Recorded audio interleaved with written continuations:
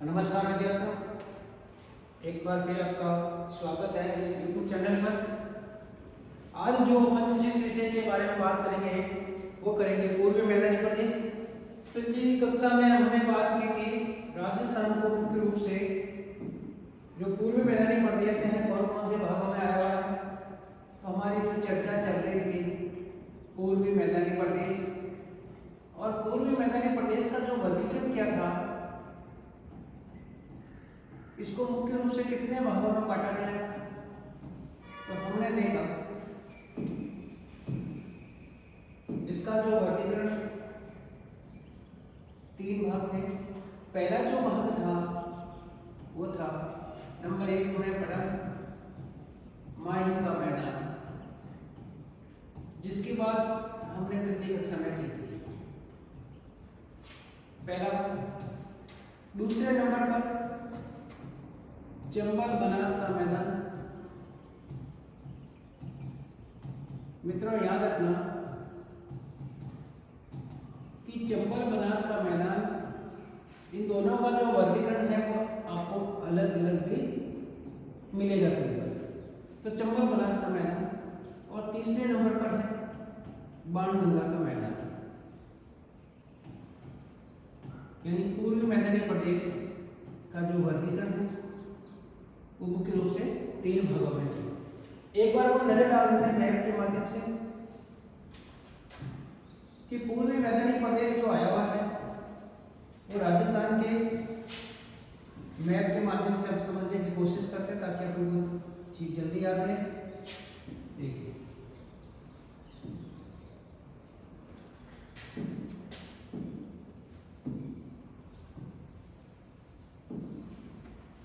हमने कहा कि ये जो भाग है राजस्थान का,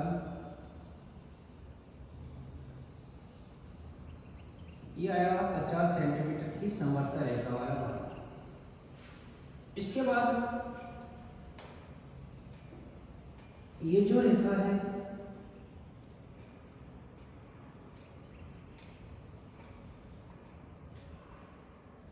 यह 100 सेंटीमीटर की समवर्षा रेखा है।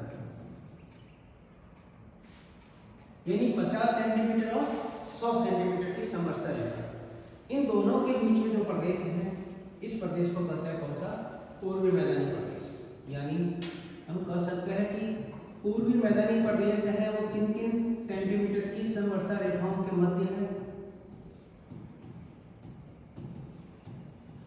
और इसका जो वर्गीकरण किया गया है वो किसके आधार पर किया गया था? हमने कहा कि नदियों के आधार पर।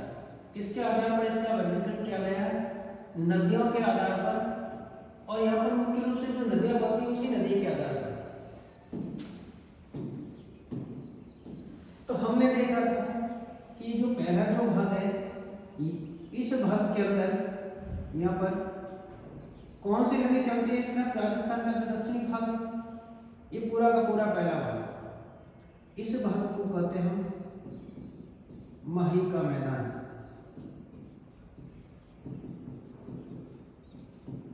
इस माही नदी के आधार पर, जिसकी बात हमने पिछली कक्षा में की थी।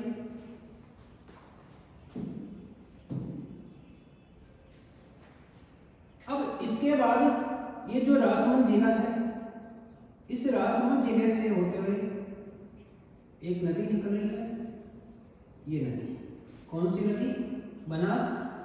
इस नदी की भी बात करेंगे अपन कि बनास जो नदी है राजस्थान के किन किन जिलों में बहती है। इसके बाद फिर अगर अपन देखेंगे कि ये जो भाग है यहां से एक नदी निकलती है। कौन सी नदी? चंबल नदी। तो दूसरा जो भाग है, ये दूसरा जो प्रदेश आया हुआ है ये कौन सा होगा? ये होगा चंबल बनास का मैदान, जिसकी बात अपन आज करेंगे। चंबल बनास का मैदान।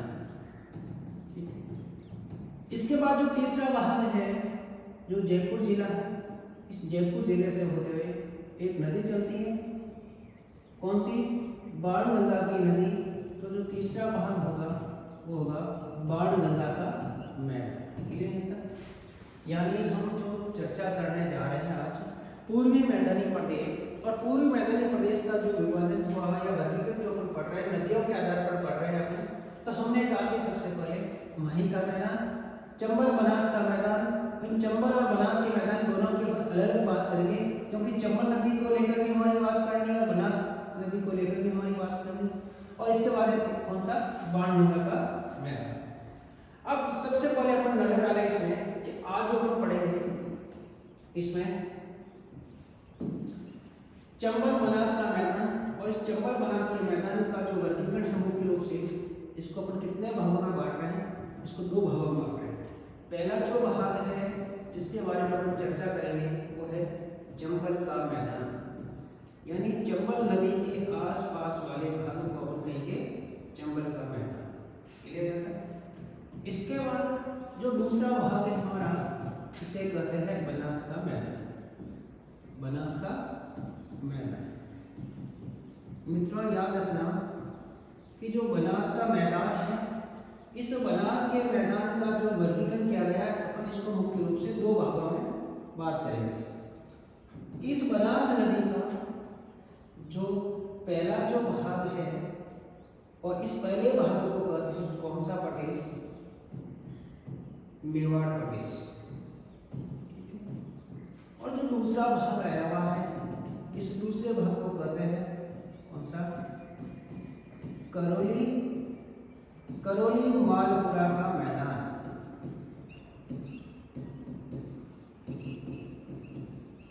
यानी बनास के मैदान को मुख्य रूप से कितने भागों में बांटा गया, दो भागों में। अब पहला जो भाग है मेवाड़ प्रदेश या मेवाड़ का मैदान कहते हैं। बनास नदी का कौन सा भाग, याद रखना बनास नदी, अभी अपन मैप में समझेंगे इस चीज को, कौन सा भाग, दक्षिणी भाग। यानी एग्जाम में हमारे लिए क्वेश्चन क्या बनता है, वो पूछा जाता है कि बनास नदी के दक्षिणी भाग को कौन सा प्रदेश कहलाता है, मेवाड़। तो इसमें अपन नजर डालेंगे कि ये जो बनास नदी है, ये जो दक्षिणी भाग है, ये जो भाग होगा कौन सा होगा, इस भाग को कहेंगे अपन मेवाड़ प्रदेश। इसके बाद में जो बनास नदी है और इस बनास नदी का जो उत्तरी भाग है, ये इस उत्तरी भाग को क्या कहते हैं, तब हम बात करेंगे करौली मालपुरा का मैदान। ठीक है, यहाँ तक तो कोई दिक्कत नहीं, क्लियर। अब अपन सबसे पहले बात करें सब चंबल का मैदान, और इस चंबल के मैदान को सबसे पहले अपन इस मैप के माध्यम से समझने की कोशिश करते हैं कि जो चंबल का मैदान है मुख्य रूप से ये राजस्थान के, ये जो नदी है चंबल नदी, ये राजस्थान के कौन कौन से जिलों से होकर गुजरती है उसकी अपन बात कर लेते हैं। देखिए, तो सबसे पहले अपन इस मैप के माध्यम से समझें कि जो चंबल नदी है वो कहां से होकर गुजरती है। तो अपन मैप के माध्यम से समझने की कोशिश करते हैं। देखिए, ये राजस्थान है,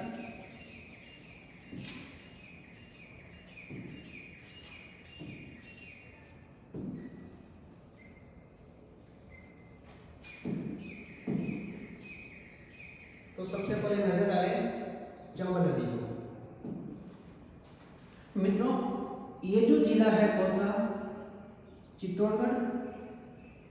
चित्तौड़गढ़ के बाद हम आगे बढ़ेंगे तो ये जो जिला मिल रहा है, ये जिला कौन सा, बूंदी। इसके बाद में ये जो जिला मिल रहा है कौन सा, यह है कोटा। इसके बाद ये जो जिला नजर आ रहा है सवाई माधोपुर, और ये जो जिला कौन सा, करौली, और ये है धौलपुर। कितने जिलों की बात, 6 जिले मिलेंगे आपको। अब 6 जिले कौन कौन से, इनको देखिए एक बार 6 जिलों की बात कर लेते हैं अपन कि जो 6 जिले नजर आ रहे हैं कौन कौन से हैं। देखिए, पहला कौन सा, हमने कहा ये 1 नंबर। इसके बाद हमने कहा दूसरे नंबर पर ये पूरा का पूरा कौन सा, 2 नंबर पे कोटा। इसके बाद तीसरे नंबर पर अपन ले रहे हैं, कोटा के बाद कौन सा मिलेगा, तो हमने कहा ये जो जिला मिल रहा है ये पूरा का पूरा कौन सा नजर आ रहा है, बूंदी। कोटा और बूंदी दोनों के बाद में आगे बढ़ेंगे अपन, आगे बढ़े अपन तो कौन सा जिला नजर आ रहा है, हमने देखा यह है सवाई माधोपुर। 4 नंबर पे सवाई माधोपुर। 5वें नंबर पर हमने देखा करौली। और सबसे लास्ट में बढ़े जब अपन कौन सा, धौलपुर। कितने जिले हुए, 6 जिले। अब नजर डाल दें अपन चंबल नदी को लेकर।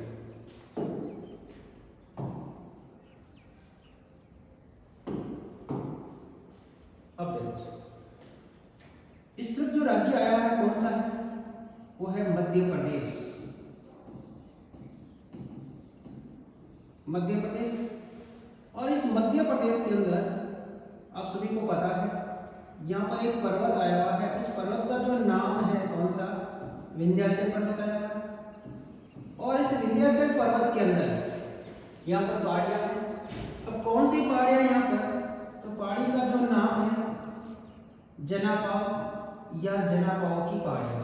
कौन सी पहाड़ियां, जनापाव की पहाड़ियां आई हुई है। राज्य मिल रहा है कौन सा, मध्य प्रदेश। पर्वत कौन सा नजर आ रहा है, विंध्याचल पर्वत। पहाड़ियां कौन सी, जनापाव की पहाड़ियां। यहां से एक नदी निकलती है और उस नदी की दिशा कौन सी है, दक्षिण। यानी दक्षिण दिशा से, दक्षिण दिशा से एक नदी निकलती है। और हमने कहा कि ये जो नदी निकल रही है यहां से, और ये नदी निकल दक्षिण में बहती है। दक्षिण में बहने के बाद मित्रों याद करना कि सबसे पहले जो ये जिला नजर आ रहा है, कौन सा जिला है, अपन ने कहा कि ये जो जिला मिल रहा है चित्तौड़गढ़। और चित्तौड़गढ़ के अंदर ये पूरी की पूरी क्या आई हुई, एक तहसील आई हुई है। और कौन सी तहसील है, तो ये जो तहसील का नाम है वो है भैंसरोडगढ़ तहसील। कौन सी, भैंसरोडगढ़ तहसील। लेकिन इसके बाद ये स्थान, इस स्थान पर प्रवेश कर रही है। स्थान कौन सा हुआ, स्थान हुआ चौरासीगढ़। कौन सा हुआ, चौरासीगढ़। 3 चीज याद रखनी, जिला कौन सा है, चित्तौड़गढ़। तहसील कौन सी है, भैंसरोडगढ़। स्थान कौन सा है, चौरासीगढ़। इस स्थान पर ये नदी प्रवेश करती है। प्रवेश करने के बाद में देखिए चित्तौड़गढ़ जिले के अंदर बहती है। और चित्तौड़गढ़ में बहने के बाद में दूसरे नंबर पर कौन से जिले में जाती है, कोटा के अंदर। और कोटा में बहने के बाद यही नदी क्या करेगी, अब कोटा और बूंदी दोनों की क्या बना दी, सीमा बनाते हुए ये नदी क्या करेगी आगे, कौन से यहाँ पर, तो हमने कहा ये नदी यहाँ से आगे गई सीधी सवाई माधोपुर। और यहाँ से होते हुए ये नदी कहाँ जा रही है, सीधी आगे प्रवेश कर रही है। यानी ये सीधी सीमा बनाते हुए आगे बढ़ रही है।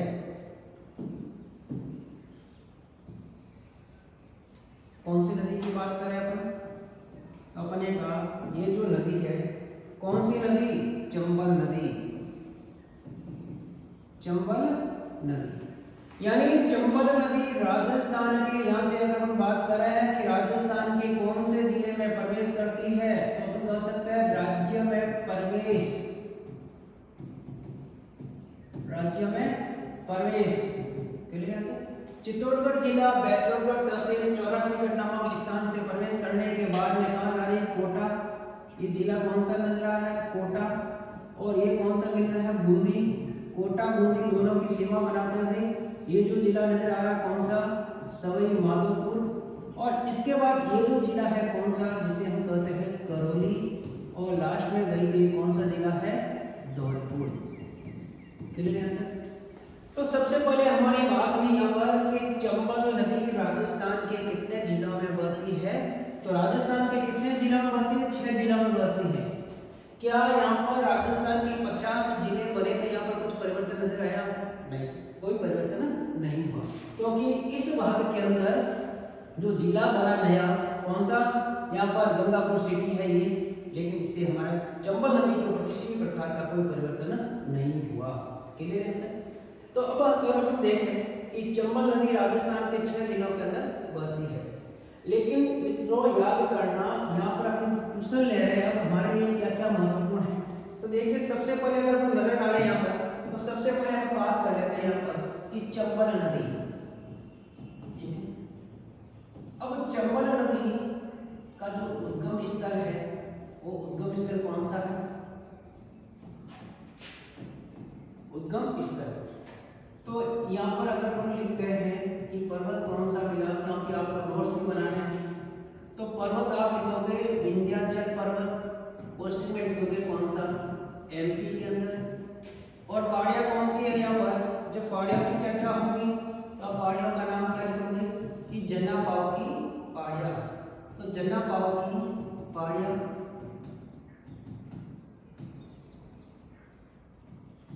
पहाड़ियों से निकलती है, ठीक है। और इसके बाद फिर अपन लिखेंगे कि राज्य में प्रवेश, राज्य में प्रवेश। और इसके लिए हम क्या कर रहे हैं, यहाँ पर तीन चीज एक साथ लिखने की कोशिश कर रहे हैं कि प्रवेश। तो यहाँ पर क्या लिखोगे, पहली चीज तो क्लियर करनी आपको, स्थान, स्थान कौन सा है, तो अपन कहेंगे स्थान है यहाँ पर 84, क्लियर एक चीज। तो इसके बाद कौन सी तहसील में प्रवेश करती है, तो आपका उत्तर क्या होगा, तहसील कौन सी है, बैसलोडगढ़। कौन सी तहसील है, बैसलोडगढ़, ठीक है, क्लियर है। इसके बाद में जिला कौन सा मिल रहा है, तो जिला मिलेगा चित्तौड़गढ़, कौन सा, चित्तौड़गढ़ जिला, ठीक है। और फिर कहेंगे राज्य में, राज्य में विस्तार किसका, चंबल नदी का, राज्य में विस्तार, यानी राजस्थान के कितने जिलों में, तो आपका उत्तर होगा क्या होगा, 6 जिलों में भर्ती है। कितने जिलों में, 6 जिलों में भर्ती है। लेकिन क्रमशः कौन कौन से जिलों से होते हैं भर्ती है, तो जिलों की बात कर लेते हैं। तो नंबर 1 कौन सा, नंबर 1 होगा चित्तौड़गढ़, नंबर 1 चित्तौड़गढ़। और चित्तौड़गढ़ के बाद में कहाँ जाएगी, कौन से जिले में, तो देखिए चित्तौड़गढ़ के बाद में जा रही है कोटा के अंदर, तो दूसरे नंबर पर होगा हमारा कौन सा, कोटा। तीसरे नंबर पर कौन सा होगा मित्रों, बूंदी। बूंदी के बाद कहाँ जाएगी, सवाई माधोपुर, कौन सा, सवाई माधोपुर। और सवाई माधोपुर के बाद में कहाँ प्रवेश करेगी, करौली के अंदर। और करौली में बने के बाद में कौन से जिले में जाएगी, धौलपुर के अंदर, ठीक है। तो अगर यहाँ पर क्वेश्चन आपसे पूछे कि चंबल नदी राजस्थान के कौन से जिले में प्रवेश करती है और सबसे अंत में कौन से जिले में बहती है, धौलपुर के अंदर। लेकिन एक चीज मित्रों याद रखना कि यहाँ पर जो नदी बहती है कौन सी, इस प्रकार ये जो नदी चलती है, इधर कौन सा राज्य आया, यूपी। तो उत्तर प्रदेश के अंदर यहाँ जो नदी चलती है कौन सी, यमुना। तो ये जो नदी है ये उत्तर प्रदेश के अंदर इटावा के पास में जाकर क्या करती है, यमुना में मिल जाती है। कौन सी नदी में, यमुना में मिलती है, कौन सी, चंबल नदी। यानी एक क्वेश्चन एक और लेते हैं अपन यहाँ पर कि चंबल नदी राजस्थान की प्रथम नदी है जो यमुना में मिलती है। जब अपन आगे और बात करेंगे तो एक ऐसी नदी और आएगी जो यमुना में मिल रही है, तो क्लियर है। यानी यमुना में मिलने वाली राजस्थान की प्रथम नदी कौन सी है, चंबल नदी। यहाँ तक क्लियर, चले आगे हम। तो हमने कहा राज्य में विस्तार। अब मित्रों यहाँ पर अगर हम बात करते हैं कि जब ये नदी है तो देखिए इसमें क्या क्वेश्चन हमारे लिए महत्वपूर्ण है। यहाँ पर देखते हैं अपन कि ये जो चंबल नदी है, चंबल नदी कोटा तथा बूंदी, कोटा और बूंदी 2 जिलों की सीमा बनाती है। क्वेश्चन पूछा जाता है कि 2 जिलों की, यानी देखिए ये जो यहाँ पर है अपने कहा कि ये कोटा है और ये क्या है, बूंदी, इन दोनों की क्या बना रही है, सीमा बनाते हुए जा रही है। तो हम कह रहे हैं कि जो चंबल नदी है कोटा बूंदी 2 जिलों की सीमा बनाती है, सीमा बनाती है। इसी के साथ आपके दिमाग में एक और क्वेश्चन आया होगा, कौन सा, देखिए मैप में देखिए कि आप कहोगे सर इस तरफ कौन सा राज्य है, एमपी, इधर कौन सा है, राजस्थान, तो 2 राज्य है, तो कौन सी नदी है जो अंतरराज्यीय सीमा बनाती है, यानी वो कौन सी नदी है 2 राज्यों की अंतरराज्यीय सीमा बनाती है, आप कहोगे चंबल नदी। यानी हम कह सकते हैं कि चंबल नदी 2 राज्यों की अंतरराज्यीय सीमा भी बनाती है। कौन सी, चंबल नदी 2 राज्यों की अंतरराज्यीय सीमा बनाने वाली नदी है।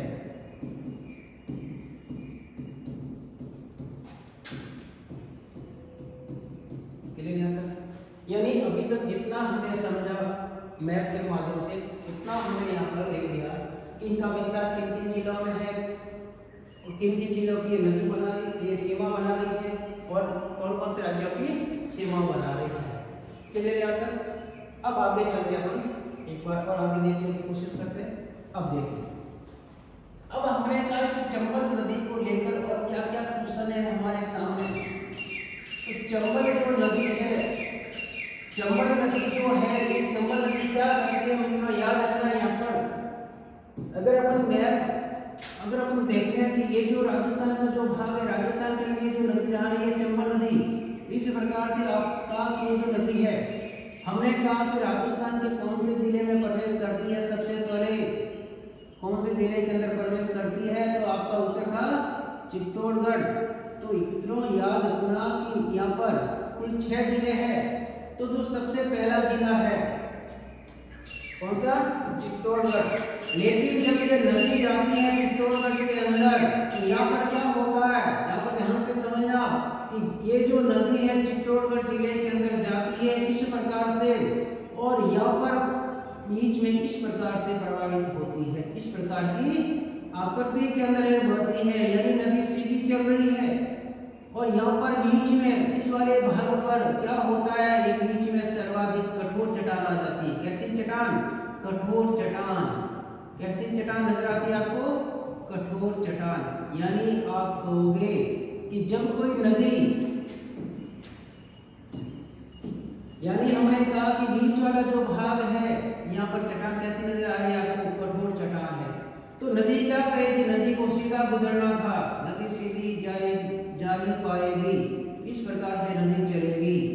तब आपने कहा कि इस प्रकार की आकृति में, यानी ये सीधा सा भाग इस प्रकार की आकृति में हो जाती है। तो आपने कहा कितने डिग्री का कोण बन रहा है यहाँ पर मित्रों, समकोण, किसके रूप में, समकोण के रूप में। और आप कहोगे जब कोई नदी किसके रूप में, समकोण के रूप में इस प्रकार की आकृति में बहती है, तो उसे क्या कहा जाता है, इंपॉर्टेंट चीज है, याद कर लेना। तो इस प्रकार की आकृति में बहती है तो इसे हम कहते हैं क्या, जल प्रपात। क्या कहते हैं मित्रों, जल प्रपात। समझ में आ गई चीज।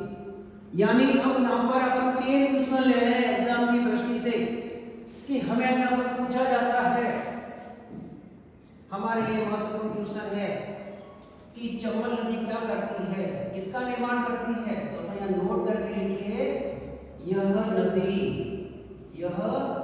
नदी राज्य का सबसे ऊंचा जलप्रपात बनाती है, सबसे ऊंचा जलप्रपात बनाती है। समझ में आ गई।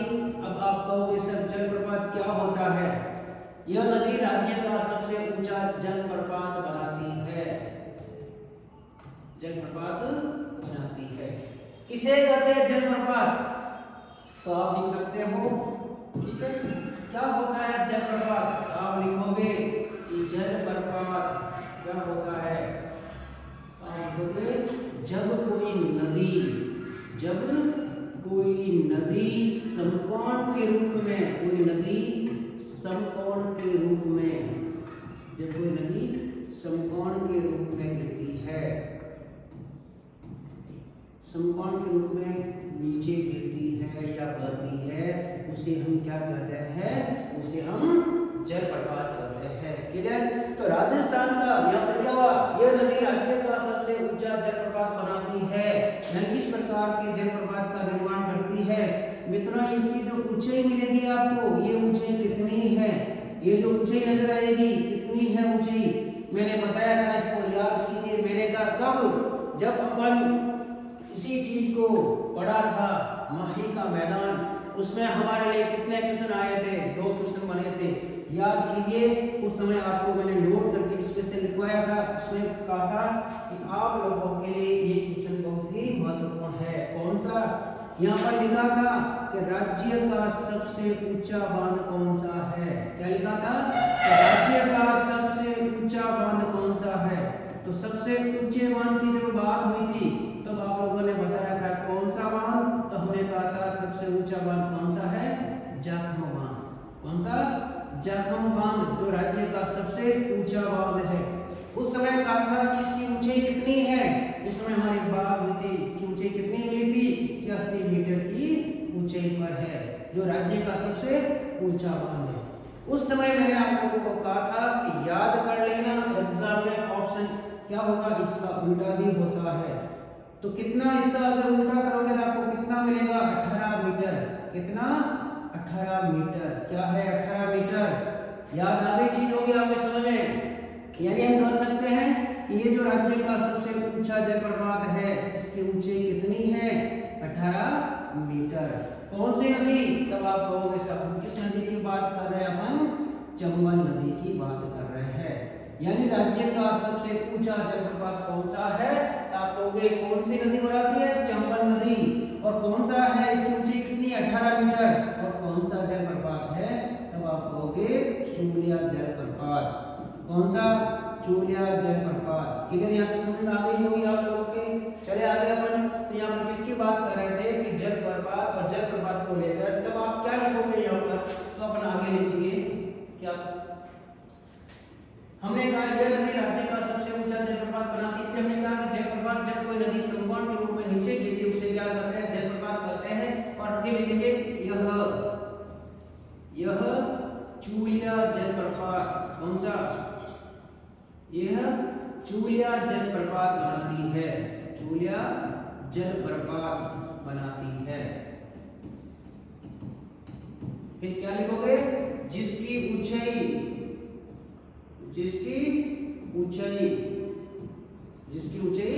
18 मीटर है। फिर आगे दिमाग में आपके क्वेश्चन आया होगा, 18 मीटर है, क्या लिखोगे, यह चित्तौड़गढ़ जिले में कौन सी तहसील, चित्तौड़गढ़ जिले में भैंसरोडगढ़ तहसील में है।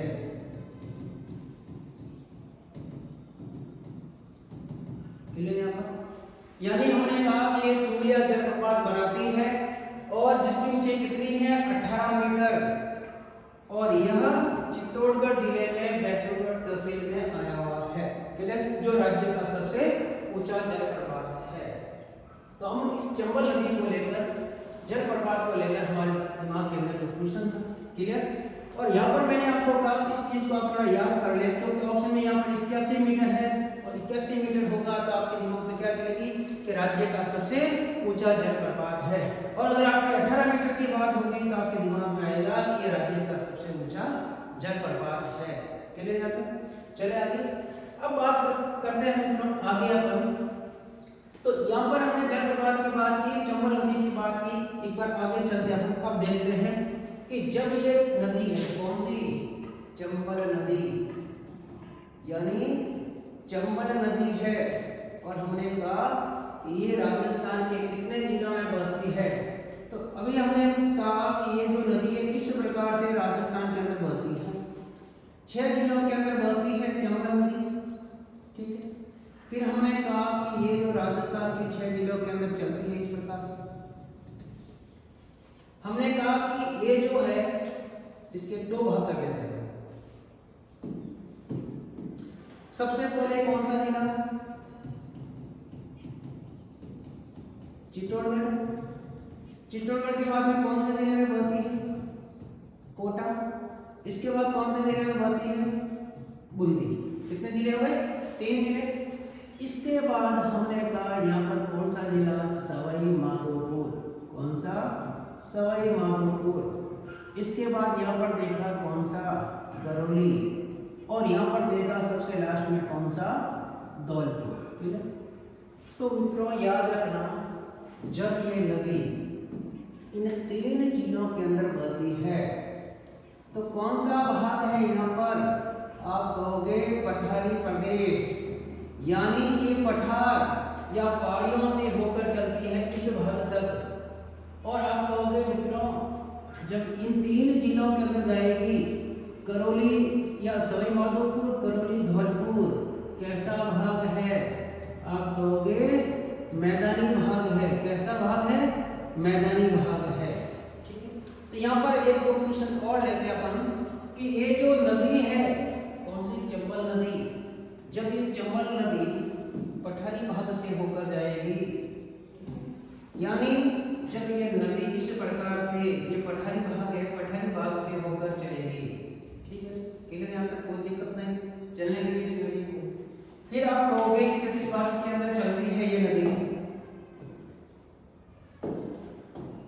ये जो पठारी भाग है, इस पठारी भाग के अंदर से होते हुए नदी जा रही है, तो नदी क्या करेगी, जब पठारी भाग से होते हुए कौन से भाग की तरफ जाएगी, मैदानी भाग की तरफ जाएगी, तो नदी पठारी भाग से होते हुए मैदानी भाग की तरफ जाएगी, तो बताओ क्या होगा उस नदी के अंदर, जल के अंदर क्या होगा, परिवर्तन होगा या नहीं होगा, आप समझ रहे होंगे, यानी जब कोई नदी पठारी भाग से मैदानी भाग की तरफ प्रवेश करेगी, उस नदी के अंदर जल की मात्रा के अंदर क्या होगा, परिवर्तन होगा।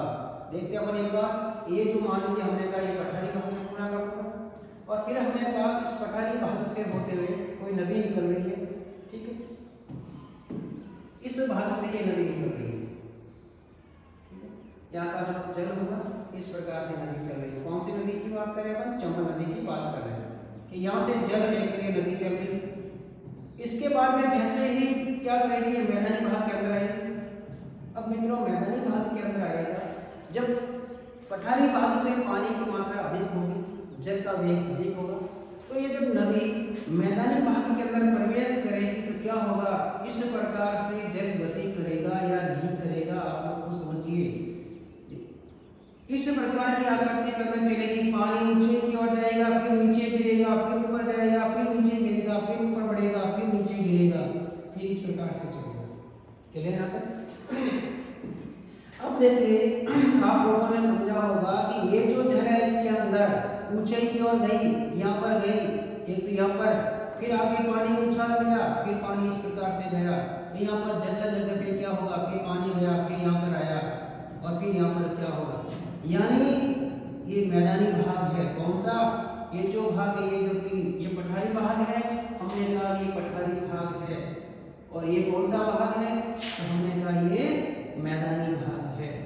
यानी जब मैदानी भाग के अंदर ये नदी प्रवेश कर रही है, तो यहाँ पर जगह जगह मित्रों क्या होगा, इस स्थान पर ये चीज अपन देखेंगे, यहाँ पर क्या हो रहा है, इसका यहाँ पर कटाव हो रहा है, क्या मिल रहा है, कटाव मिल रहा है, क्या नजर आ रहा है यहाँ पर, अपरदन, कटाव को क्या कहते हैं अपन, अपरदन कहते हैं, क्लियर यहाँ तक।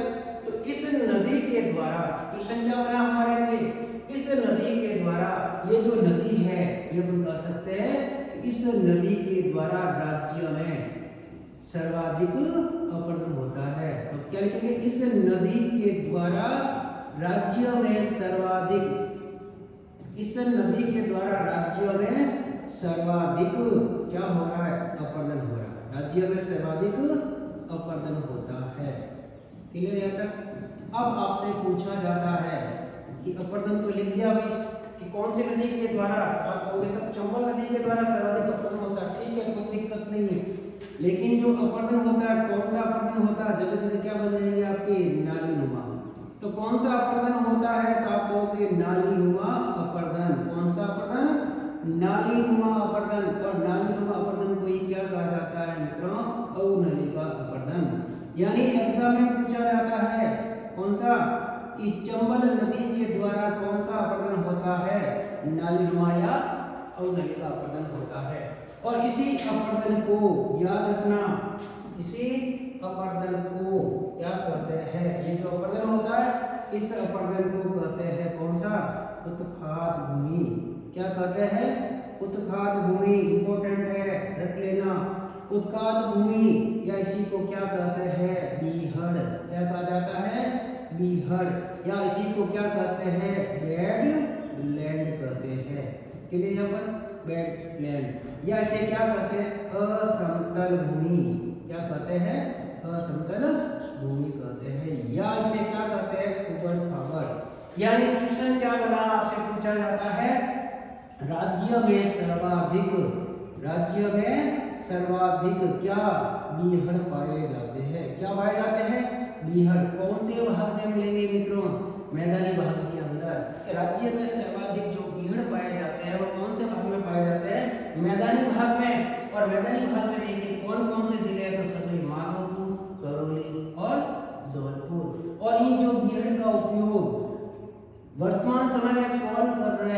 ऐसा माना जाता है कि वर्तमान समय में इन विहड़ों का जो उपयोग किया जा रहा है कौन से डाकुओं के लिए किया जाता है।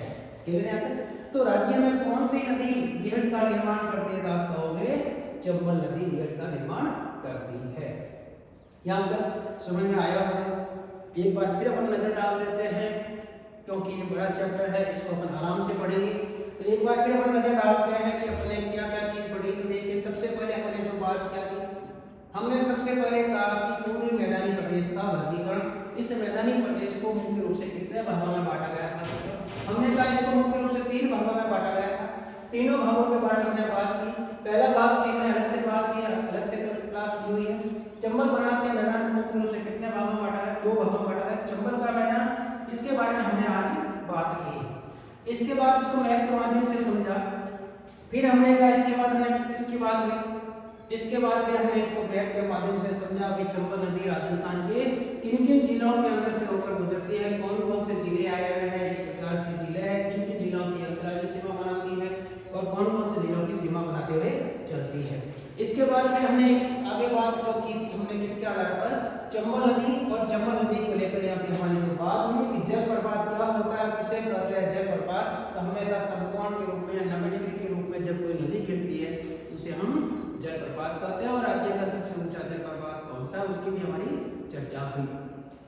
इसके बाद फिर लास्ट में हमने जो बात की यहाँ पर कि ये जो नदी है चंबल नदी राजस्थान के 6 जिलों में बहती है। तो पहले 3 जिलों के अंदर पहाड़ी या पठारी भाग के अंदर बहती है, उसके बाद में मैदानी भाग के अंदर बहती है। जब कोई नदी मैदानी भाग के अंदर बहती है तो किसका निर्माण करती है? विहड़ का निर्माण करती है। और किस नदी के द्वारा सर्वाधिक अपरदन होता है? ठीक है मित्रों, एक चीज आपसे रिक्वेस्ट है कि ये सारी चीजें जो हम पढ़ रहे हैं बिल्कुल बारीक से बारीक चीज पढ़ रहे हैं। तो आप लोग क्या करना, ज्यादा से ज्यादा वीडियो को शेयर करना, चैनल को सब्सक्राइब करना, लाइक करना, कमेंट्स करना। और आप जैसे अपन विधिवत चैप्टर लेकर आ रहे हैं, लेकिन फिर भी अगर आपको कोई लगे कि पहले चैप्टर ये करवाना है तो कमेंट्स में आप लिख देना ताकि हम वो चैप्टर आपको अति शीघ्र करवा देंगे। मिलते हैं आप अति शीघ्र अगली कक्षा में। धन्यवाद।